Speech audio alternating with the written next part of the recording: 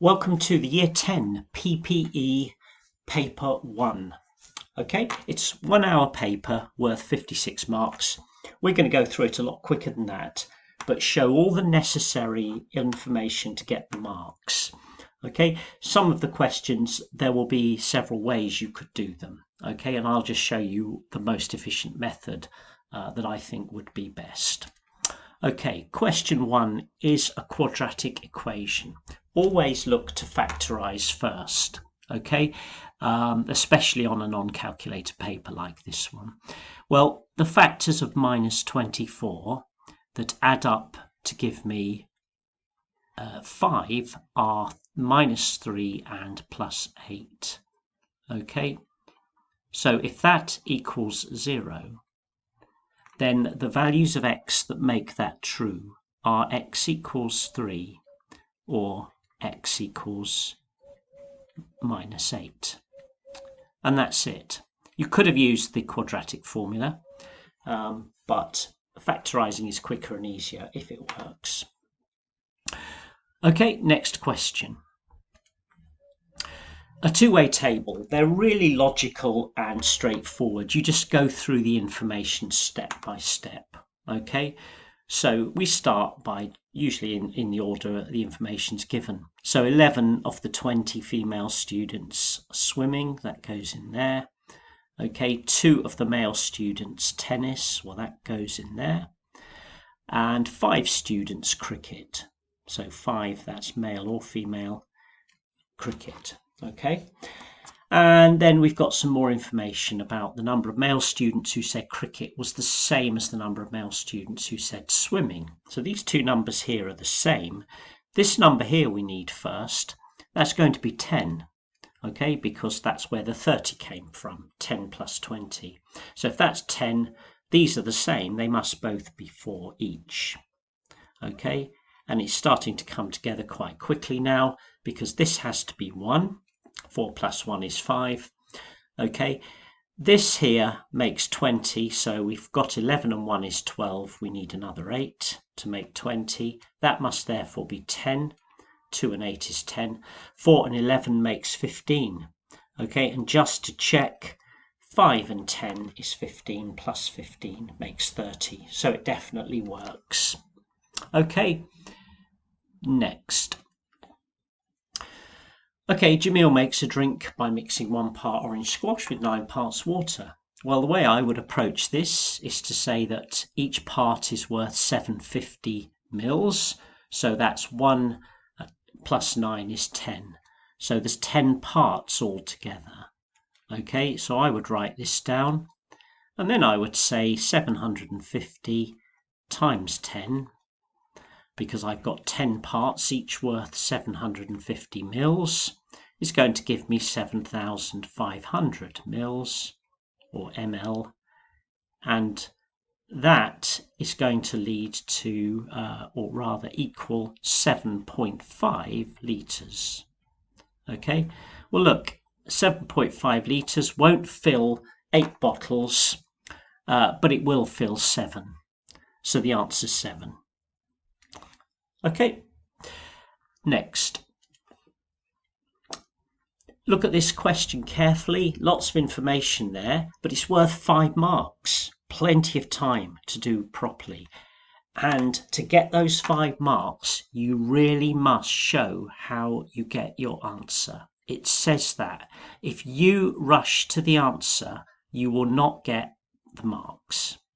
Okay, that is so important in a question like this.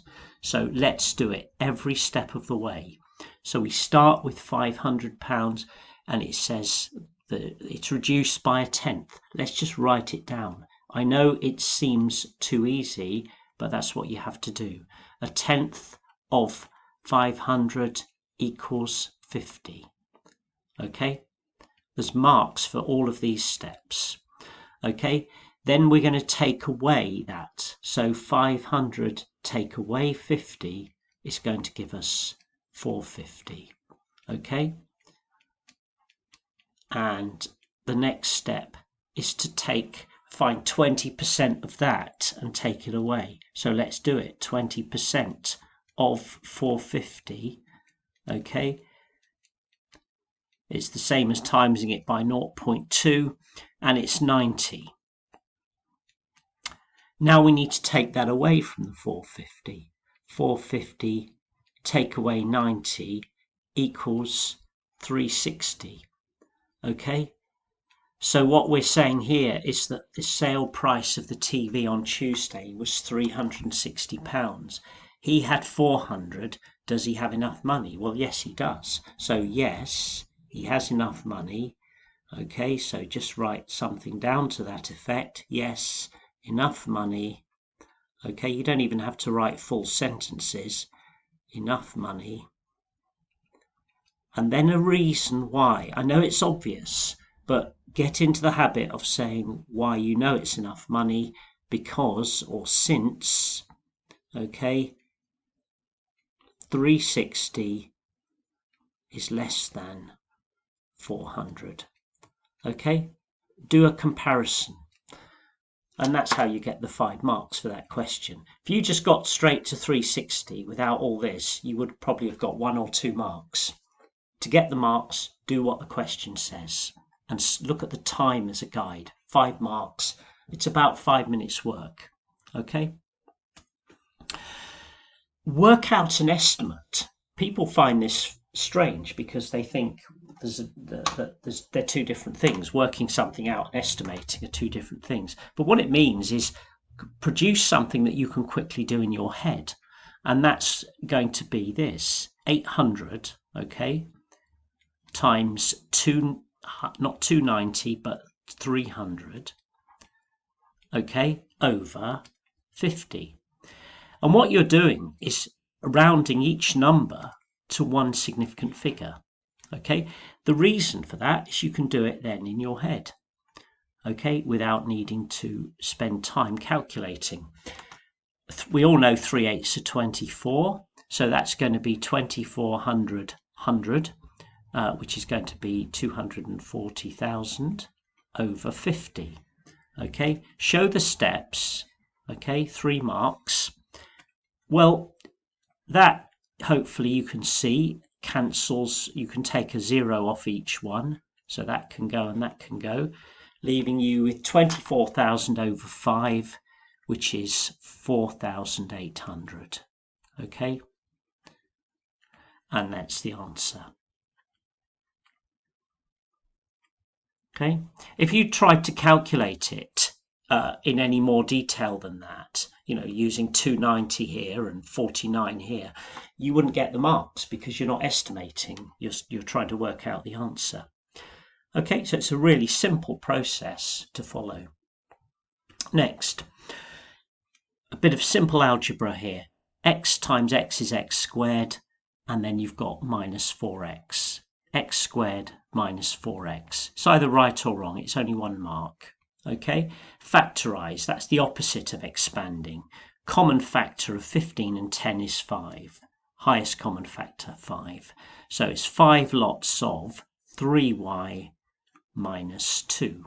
If you just expand this out, you will get back to this. That's also just 1 mark. There's an equation here to solve. 2 ways you can do it. You could expand the brackets out, or you could do just simply dividing both sides by 7, and you would get f minus 5 equals 28 over 7, okay, which is 4, of course. So f minus 5 equals 4. A bit of working needed here because it is 2 marks. And then add the 5 to both sides, so f would equal 9.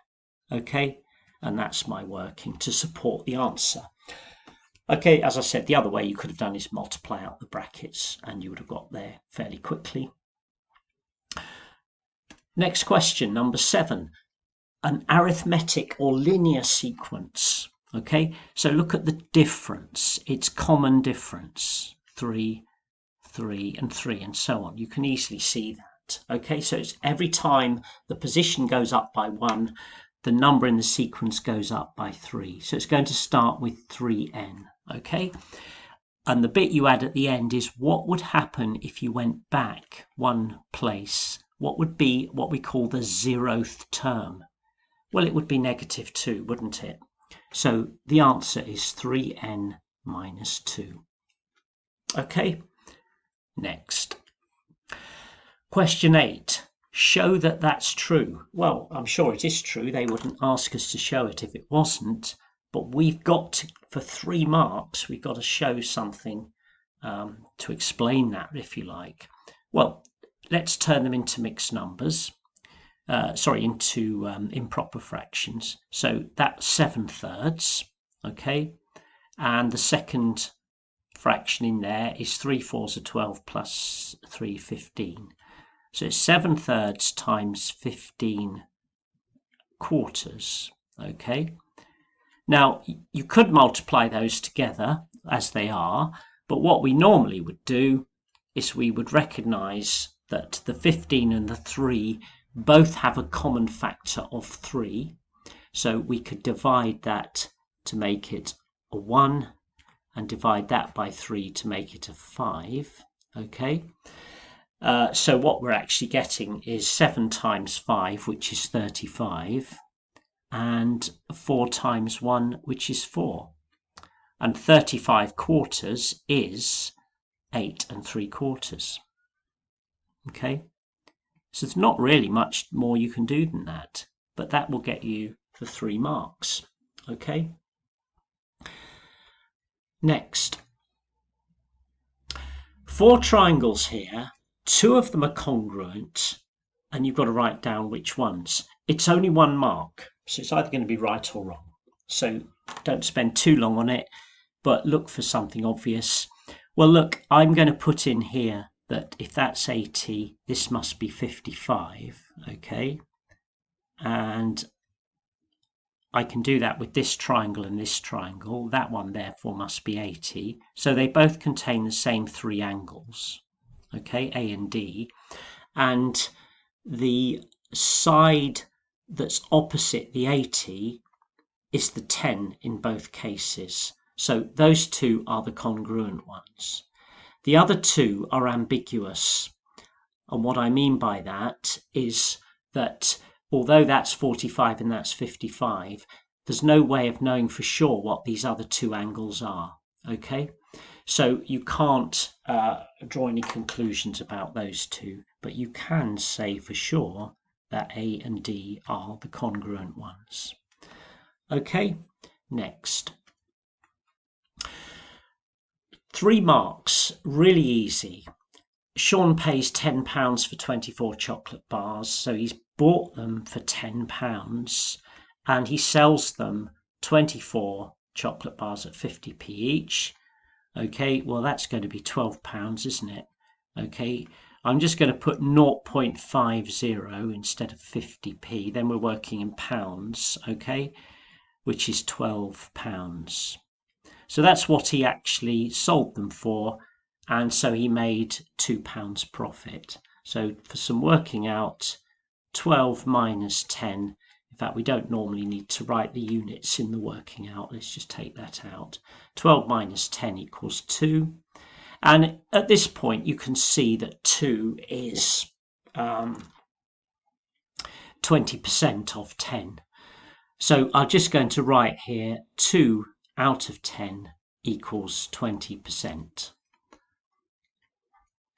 Okay, now I've actually put a lot of working there. I don't need so much working here because it just says work it out. It doesn't say show all your working or show every step, but it's a good habit to get into, okay, because if there's 3 marks there and you've only put 20 and you didn't get that right and there was no working, you would get 0 marks.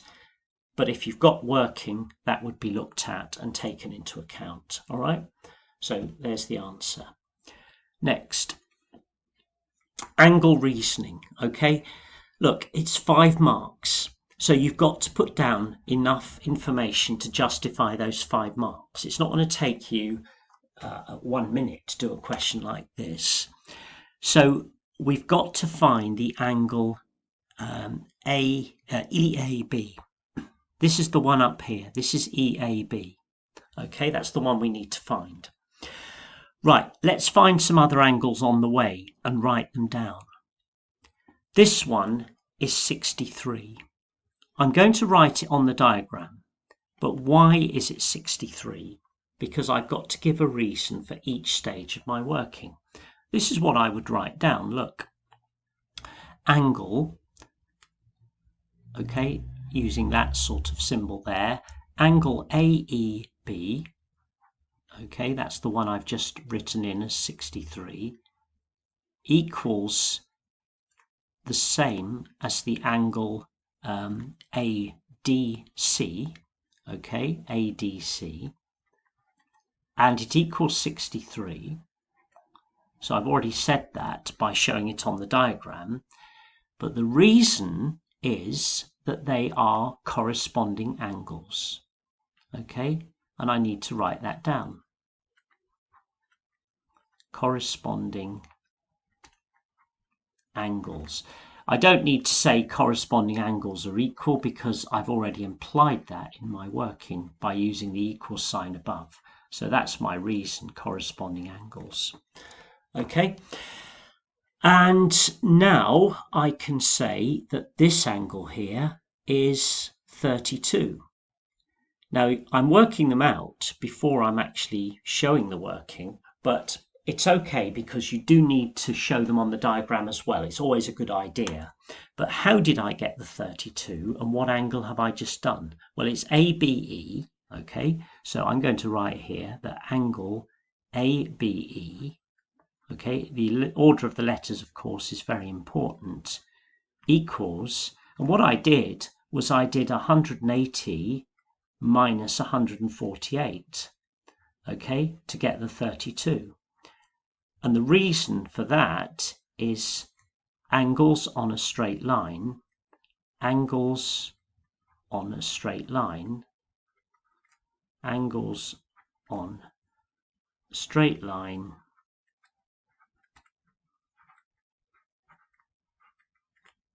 add to 180. Okay?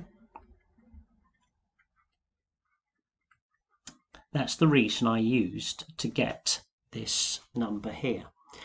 And finally, I could see that angle A would be, well, let's call it angle EAB, which is the 3 points that would describe the angle. So angle EAB, which is the one required, comes from 180, take away 32, and take away the 63 as well. Okay, and that does equal 85. Okay, so I'm going to put 85 degrees there, and the reason for that is angles in a triangle. Add to 180. Angles in triangle add to 180. Okay, so I've made it absolutely clear that I understand the problem and the techniques that I've used, or the methods I've used, are clearly described. So I'm just going to write that in there, 85, okay, to finish the question off. Okay, so a little bit of work needed, but then it is worth 5 marks. So you should expect to spend a bit of time on a question like that. Next. The table shows information about the heights in centimetres of Year 9 girls, okay? And this stem and leaf diagram shows information about Year 9 boys. And you need to compare the distribution of the heights of the girls with the distribution of the heights of the boys. Now, this is worth 3 marks. And there's 2 things you can really comment on. One is about the median, and the other is about the spread of the data, okay, or the distribution. Now, the way you need to answer this is, first of all, find the median of the boys. Well, there are 15 boys. 1, 2, 3, 4, 5, 6, 7, 8. That's the median there, okay? Because that's the one in the middle, because you've got 7 numbers before it and 7 numbers after it. Okay? And that number there actually means 168. So the median for the boys is 168. I'm just going to put here median 168. Okay, so I've worked out a number that I can compare. Okay, so I can say median, so I can say boys median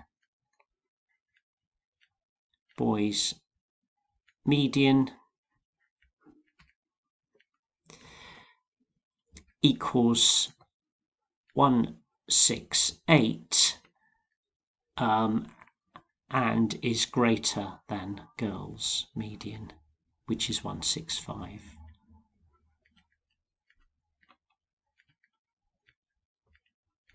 Okay, you need to write all this stuff down, and I'll explain how the 3 marks come about. Okay, and the second point I'm going to write down is about the distribution or the spread. So the range, we can't really talk about the interquartile range because we don't have that. So we have to talk about the range. So the range is, okay, 20.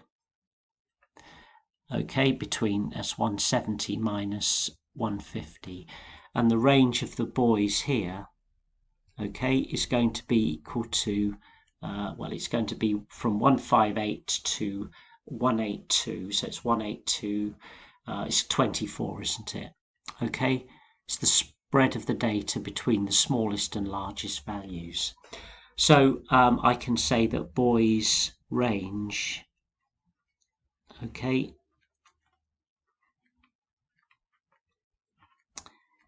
equals 24, is greater than or greater than girls' range.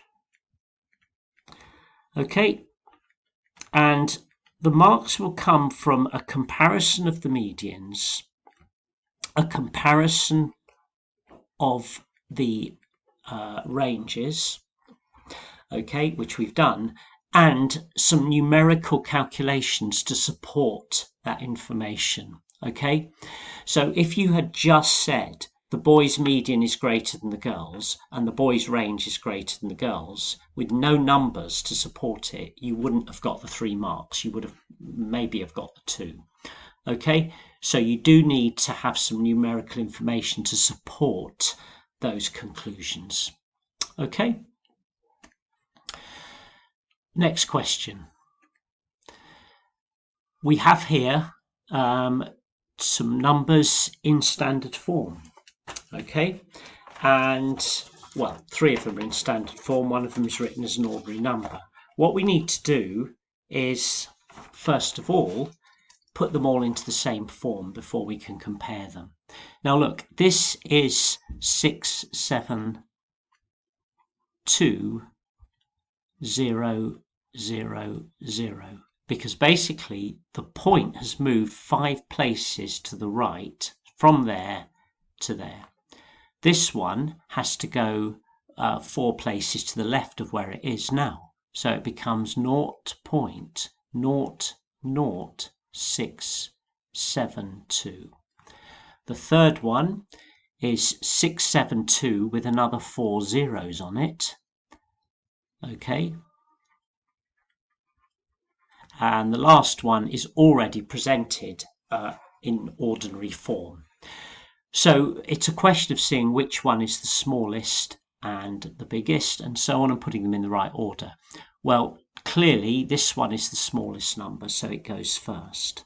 Okay, 0.0000672. Now the second one is this one here. Okay, but don't write it in the form you've just worked it out in, go back to the original form it was given in, which is 67.2, okay, times 10 to the minus 4. Okay, the third one would be this one here with 3 zeros on it, which originally came from 6.72 times 10 to the 5. Okay, and the last one is the one left over, which is going to be this one here, 672 times 10 to the 4. Okay, now the thing is with this question, it's not actually asking you to give answers in standard form. In fact, it's counterintuitive, because when you're writing these down, you're thinking, well, that's not actually in standard form because I've got the point in the wrong place. This one is. This one isn't in standard form either, but that doesn't matter. You've been asked to put the numbers in order of size, and it's tested your understanding of standard form by getting you to write them in ordinary numbers first. Okay, so that's the 4 numbers in the correct order in the format originally given. Now, cumulative frequency, number 14. Okay, now we'll go through this step by step. It'll take a little bit longer on the graphics tablet to do the graph, but we'll do our best. So first of all, and it's only 1 mark, so you've got to get all this right. It's a running total. So it starts with 5. Okay, and then you add on the 10 to get 15. Then you add on the 20 to get 35. You add on the another 20 to get 55. Then you add on a 15 to get 70, and the final 10 to give you 80.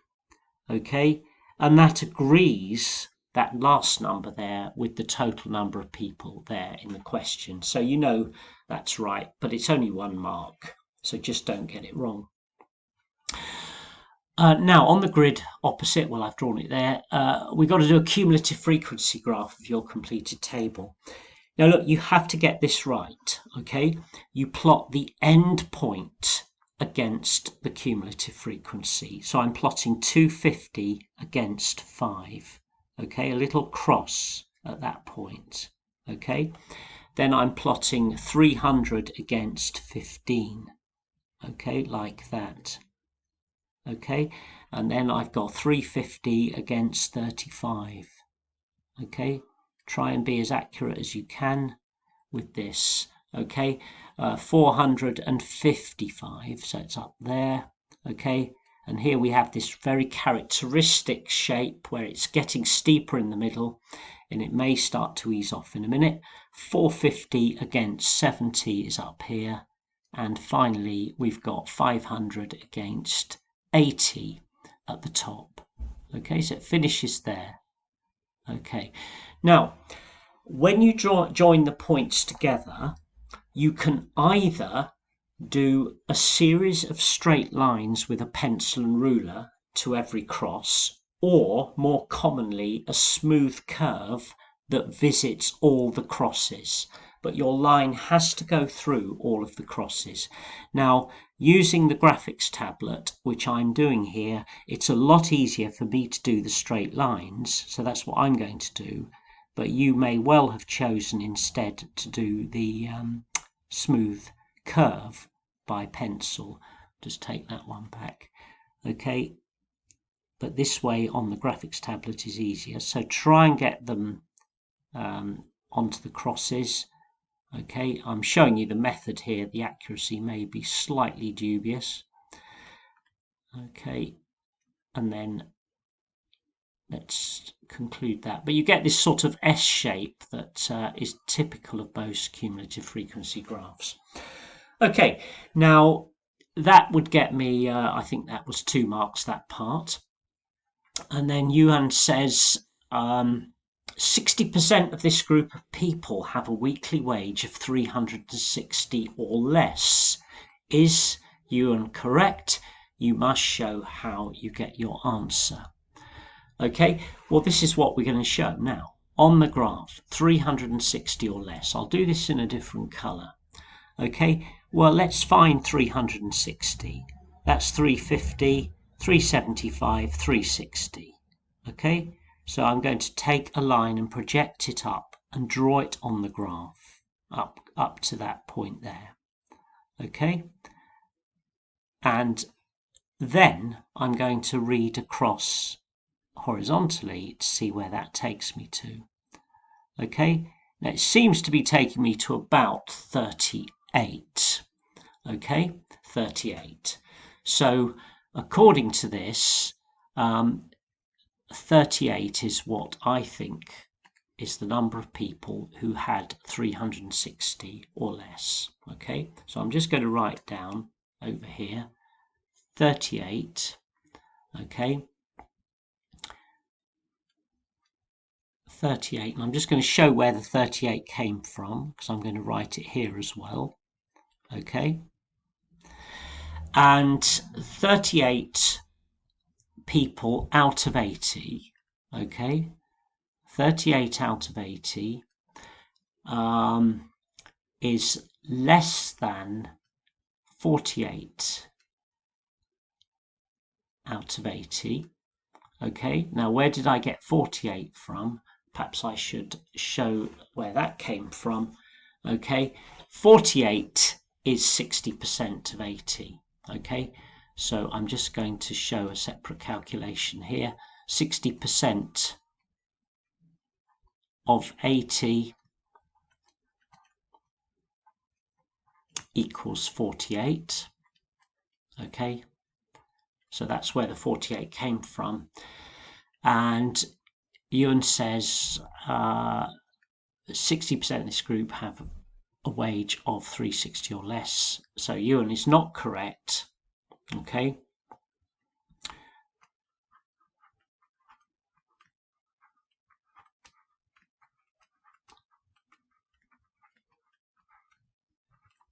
Because 38 out of 80 is less than 48 out of 80. Okay.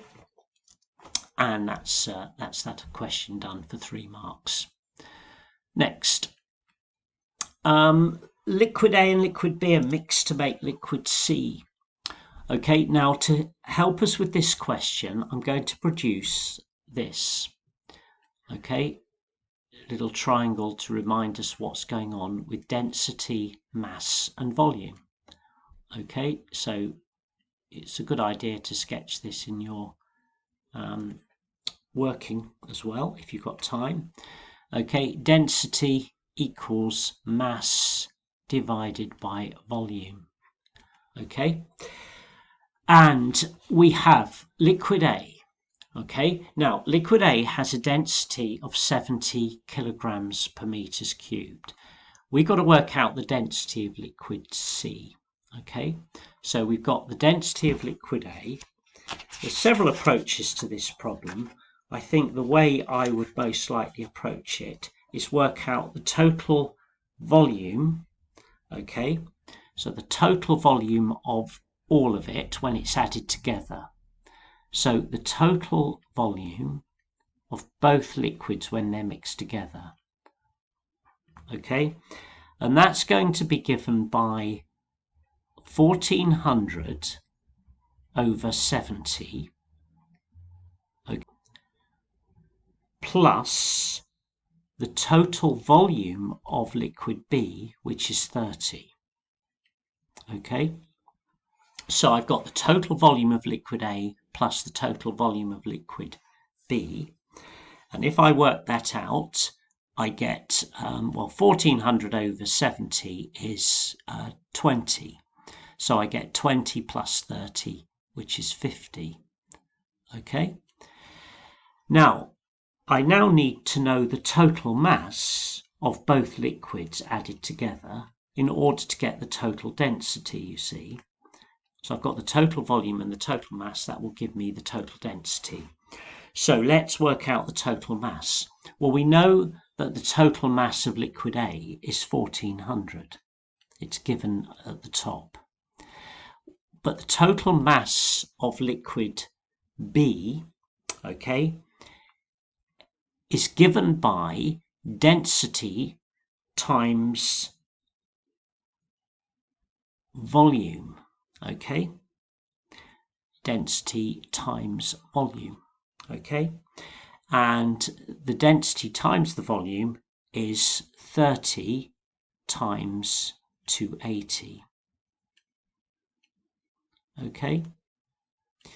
So what I've done is I've used this triangle by saying that if to get the mass I need to times the two next to each other, which is density and volume. Now if you work that out, you get 1400 plus that comes to 1400 plus 8400 or 8400, okay, which is 9800, okay. So I've got the total volume is 50 and the total mass is 9800. So the total density, so the density of C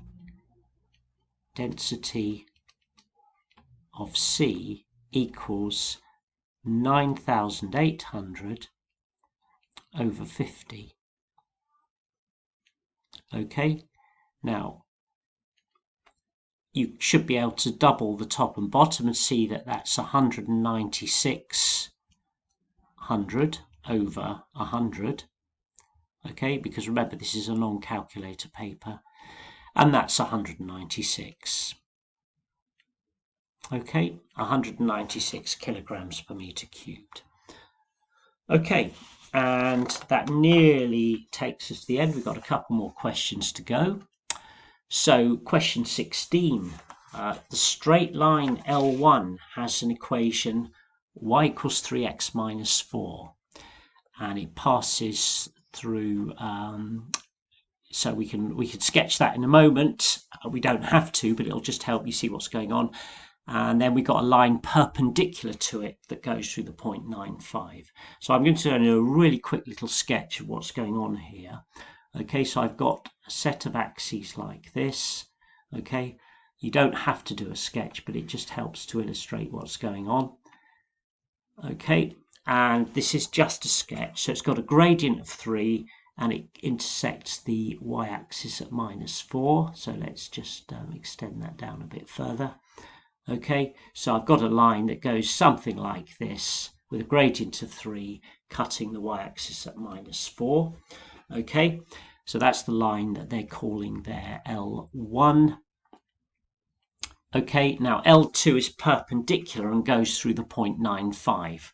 Well, roughly speaking, if that was my minus 4, 9 is about here, 5 is about here. So somewhere up here there's a 0.95, okay, and there's a perpendicular line. I'll just put 95 there for that point. And so there's a line going through that point that's perpendicular to the line I've just drawn.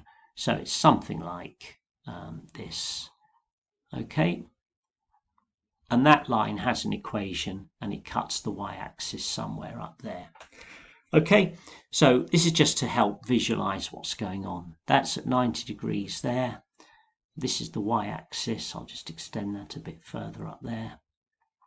Okay, so, and this line here is the line L2. So we've just got to find the equation of that line L2. So the way to do this is to say that the gradient of L2, okay, the gradient of L2 is the negative reciprocal of the gradient of L1. It's negative 1/3. Okay, that's the gradient. And the equation of L2 is going to be y equals minus 1/3 x plus some constant, because that's the form of the equation of a straight line, isn't it? Y equals mx plus c. We know the gradient is minus 1/3, but we also know a point on the line. We know that when x is 9, y is 5. So we can put here that 5 equals minus 1/3 of 9 plus c. Okay, and we can use that information to find what this c is. Well, 5 equals minus 3 plus c, because minus a third times 9 is minus 3. Add the 3 to both sides, you get that 8 equals c. Okay, so the equation of my straight line L2 is y equals minus a third x, okay, plus 8. And there it is. Okay, and looking at the sketch, that could easily be 8. Remember, this would be minus 4 here. So from my sketch, it seems reasonable that that could be at 8. And that's what we've got there. Okay, so tricky little question, that one, but 3 marks there. And finally, we have this one. The diagram shows a right-angled triangle. All the measurements are in centimetres. The area is 27.5. Look, you've got 4 marks here. You need to start a process off to solve this. So what are we going to do? We're going to write down a statement of fact that we can glean straight away from what's given. The area of a triangle is a half base times height. So a half of x plus 4, that can be the base if we turn it all upside down, times the height, which can be x minus 2. Half base times height equals 27.5, because that gives us the area of a triangle, and we know the area is 27.5. Now, immediately, let's get rid of the half by doubling both sides. So x plus 4 times x minus 2. You must put brackets around these, okay? If you didn't have the brackets there and you just put a times sign, it would be marked wrong because it's not true without the brackets round each term. And that equals double that, which is 55. Okay, now you might be thinking, oh, well, it's a quadratic. Well, it is a quadratic, but we need to get the right-hand side equal to 0 to solve it. So we actually need to multiply all this out now and then get the 0 on the right and then refactorize again. So let's multiply out using FOIL. X squared first there, outer and inner give us minus 2x plus 4x, which is plus 2x. Okay, and then we've got minus 8, and all of that equals 55. Okay, now let's remove the 55 from the right and take it away from the left. We have x squared plus 2x minus 63 equals 0. Now we can refactorize it and hopefully find a solution. Well, this does factorize quite nicely. Okay, I'll just move up to this space here. So going up to there, I have x, and it's going to be a plus 9, and it's going to be a minus 7.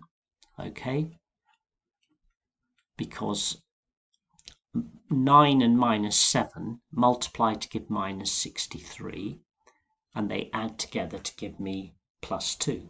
So that's the correct factorization, and therefore x equals minus 9 or x equals 7. Now, just pause for a moment and consider those two possible solutions. One of them is not valid for this purpose, this question, and that is that x can't be minus 9, so we just need to eliminate that. We say x cannot equal minus 9 since lengths must be positive. Okay, so the lengths of the triangle can't be negative, and if you put x as minus 9, both of these are going to be negative numbers, since lengths cannot be negative. Okay,